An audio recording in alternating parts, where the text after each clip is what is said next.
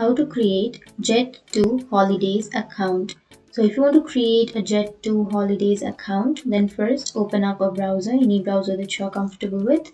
Go for the search bar and search for Jet2 Holidays. And simply go for the first search, which is www.jet2holidays.com. And here you can go for sign up now, which is on the upper right. And here you need to enter your email address. So enter your email address and then click on continue.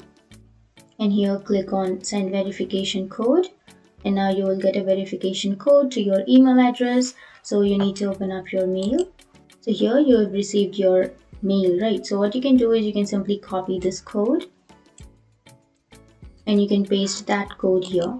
But if you didn't receive the code, then you can again click on resend code so that you will again receive the code. And then you need to enter that code here and you can click on verify. And once you click on verify, now you need to create your password. So simply enter a strong password. You need to enter the new password. And once you create your password, click on continue. And now click on this box and again click on continue. And that's it. That's how you create your MyJet2 account. And if you have any questions, feel free to comment below. Thanks for watching.